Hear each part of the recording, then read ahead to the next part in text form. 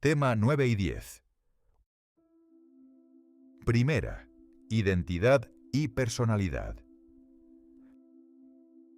La pregunta por la personalidad conlleva también la cuestión de la identidad, ya que no son lo mismo.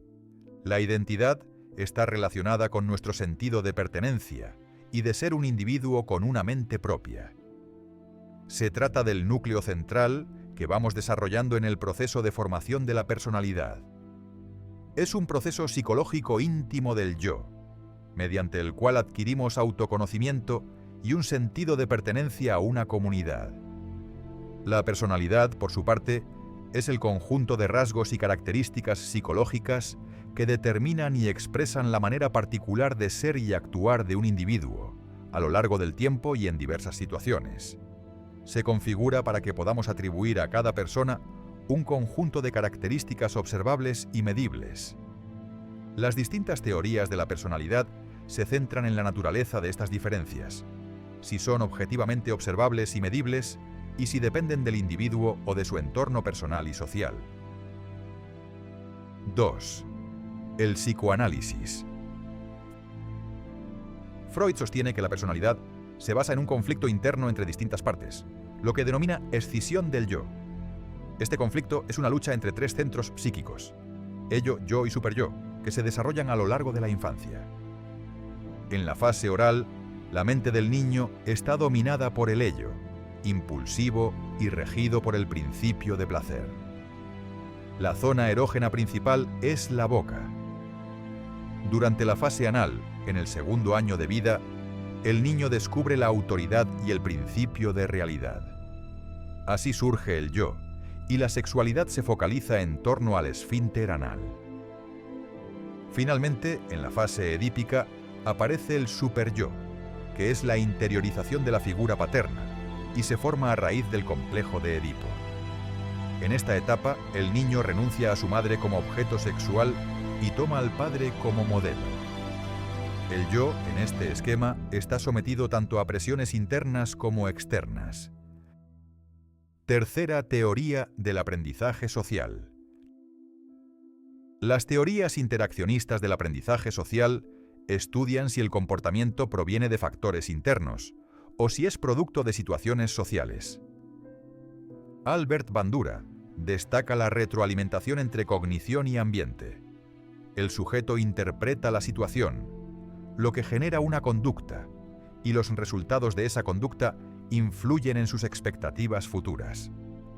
Introduce el concepto de autoeficacia, que es la percepción que una persona tiene sobre su propia capacidad para lograr objetivos. Erik Erikson desarrolla una teoría del desarrollo psicosocial basada en el psicoanálisis. Afirma que el desarrollo de la identidad dura toda la vida y consiste en un proceso de reflexión y observación mediante el cual el individuo se percibe a sí mismo en relación con cómo lo perciben los demás. Cuarta evaluación de la personalidad. Las principales técnicas son las siguientes. Asociaciones libres. El sujeto expresa lo primero que le viene a la mente ante un estímulo. Freud lo usó para descubrir el origen de neurosis y sueños. Jung lo empleó para detectar complejos. Test de Rorschach. El sujeto interpreta 10 láminas con manchas. Se evalúan sus respuestas y la naturaleza de las figuras identificadas. Test de apercepción temática.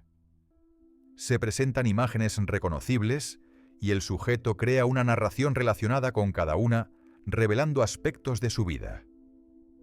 Test de dibujos. Consiste en realizar un dibujo, como el test HTP, House Tree Person. La casa refleja el ambiente familiar, el árbol, la personalidad profunda, y la persona, la personalidad social. Test de frustración de Rosenzweig.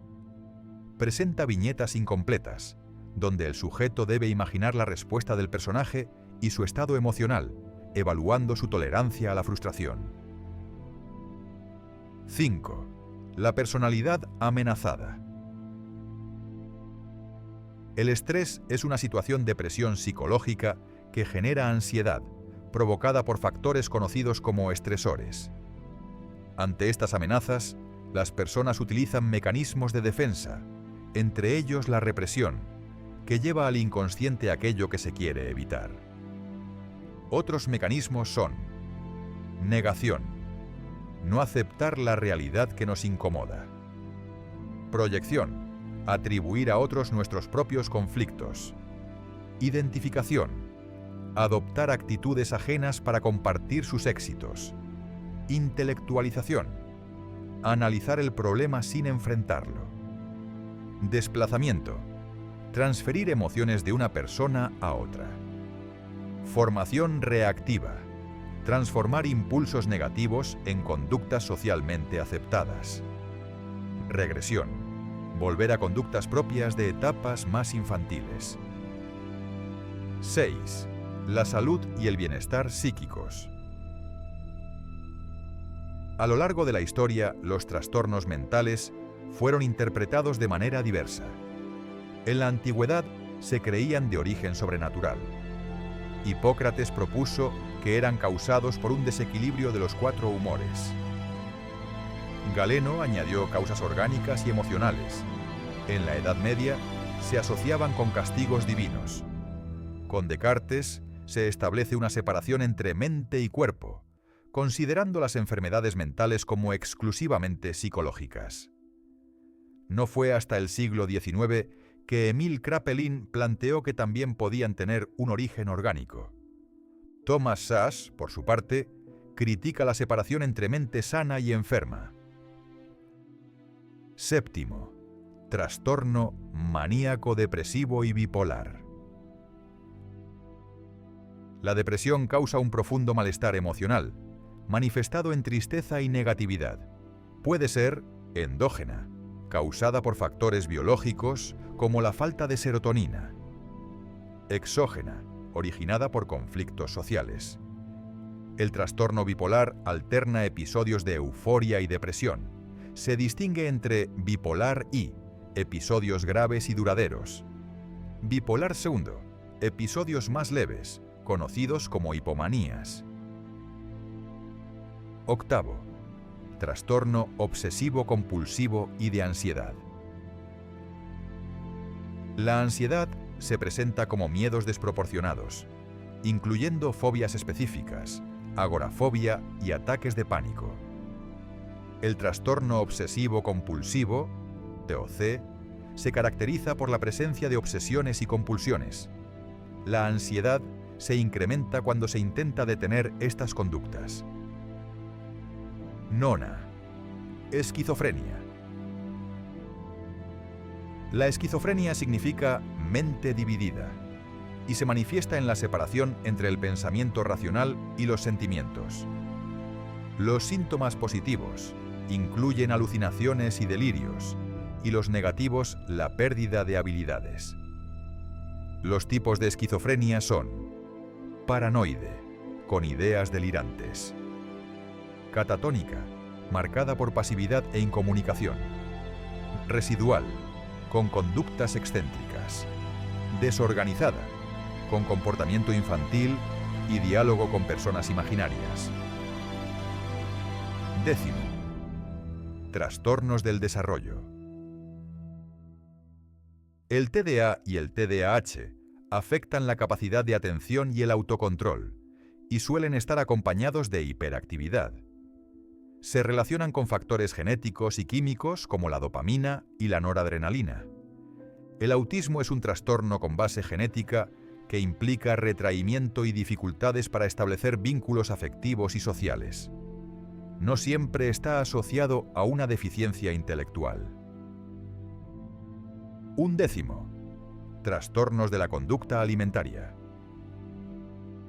Los principales son anorexia nerviosa, percepción distorsionada del propio cuerpo, que lleva a una restricción extrema de alimentos; bulimia nerviosa, episodios de ingesta excesiva, seguidos de métodos compensatorios como el vómito; vigorexia, obsesión con el desarrollo muscular, combinada con dietas extremas y ejercicio excesivo. 12. La prevención de los problemas psíquicos y las terapias. La psicoterapia trata los trastornos mentales mediante métodos psicológicos. Las principales corrientes son: psicoanálisis, busca resolver los conflictos inconscientes; terapia conductual, emplea refuerzos para desaprender conductas dañinas; terapia cognitiva, pretende corregir ideas erróneas sobre uno mismo; terapia familiar o sistémica, interviene en la dinámica familiar; logoterapia, ayuda a encontrar sentido y propósito en la vida. La psicoterapia puede complementarse con fármacos como antipsicóticos, antidepresivos, ansiolíticos o psicoestimuladores, aunque siempre bajo prescripción médica. Por último, la prevención se basa en tener en cuenta factores genéticos, biológicos, ambientales y de estilo de vida.